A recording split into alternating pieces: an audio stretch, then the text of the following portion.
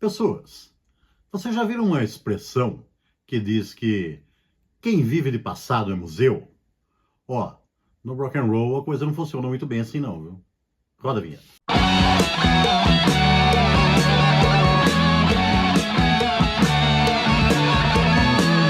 Saudações pesadas, moçada! É o seu peso do dia, chegando com mais um assunto legal aqui sobre rock pesado. Antes, porém, peço para vocês darem o seu like, se inscreverem no canal, que ajuda muito o canal a crescer para nós continuarmos aqui, então, com a nossa saga pelo rock and roll, tá? Então, moçada, como nós dissemos lá no começo, tem aquela expressão, né, que quem vive de passado é museu. Mas no rock and roll, a coisa não funciona muito bem assim, não. Porque estão cheios de exemplos por aí de músicos que já estiveram numa banda, fizeram sucesso, tiveram lá o seu momento grandioso, e por algum momento, por algum motivo ou outro, não estão mais naquele grupo, ou porque foram embora, saíram, foram demitidos, ou porque o grupo acabou, alguma coisa desse jeito assim. Mas eles sempre revisitam o passado e sempre tocam músicas daquela época grandiosa que eles passaram naquele grupo do qual eles não mais fazem parte.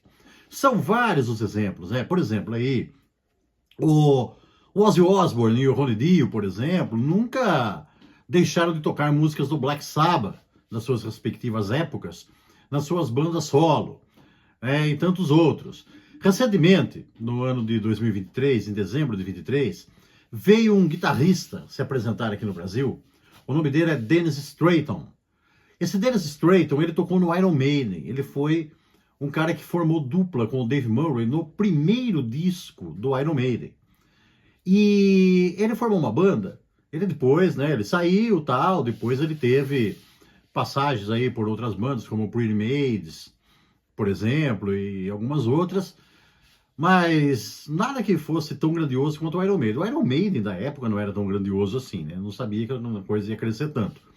Mas, de qualquer forma, ele depois, recentemente, ele formou uma banda e ele apresenta o material daquele disco. Até porque o Iron Maiden não toca muito mais músicas do seu primeiro disco, a não ser a faixa título, né? Ele toca o disco na íntegra, junto com algumas músicas de outras fases da carreira dele. E é muito legal. Ele se apresentou em São Paulo aqui e eu gostaria de ter ido, sabe? Só que eu tava meio sem tempo na época, sabe? Aí acabei não indo nesse show aí e foi uma pena. Mas o cara, então, manda bala naquele material lá e é muito bom. O Paul Di'Anno, né, vocalista, que esteve nos dois primeiros discos de estúdio do Iron Maiden, também nunca deixou de tocar Iron Maiden da fase dele na sua carreira solo. E mais um exemplo de um cara grande aí que sempre ficou chegado no seu passado também é o Steve Hackett. Para quem não sabe quem é o Steve Hackett foi o guitarrista da fase áurea e da formação clássica do Genesis. Ele tocou no Genesis do segundo até o sétimo álbum de estúdio. Então foram 6 álbuns de estúdio e um ao vivo durante os anos 70. E foi aquela época do apogeu do Genesis, né?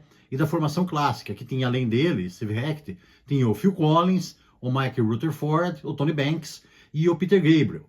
Depois que ele saiu da banda, ele começou uma carreira solo. E nunca mais parou, do fim dos anos 70 até hoje. Então ele tem uma carreira bastante consolidada, bastante prolífera e tudo mais, mas ele nunca deixou de tocar as coisas do Genesis. Inclusive, ele tem 2 álbuns ao vivo que tem o nome de Genesis Revisitado. Genesis Revisitado 1 e Genesis Revisitado 2. E ele se apresentou no Brasil também o ano passado aqui, junto a uma banda chamada The Genetics, que é uma banda cover do Genesis, e que deve ter tido uma honra muito grande, né? Eu imagino que os caras sentiram uma honra muito grande de ter tocado junto com o Steve Hackett, né? De terem sido a banda de apoio dele. E eles tocaram músicas daquela época lá. E os caras, por serem uma banda cover, né, do Genesis, eles tocam tudo corretamente como as versões originais. E nesse show aí eu fui, tá? Esse aí deu pra ir.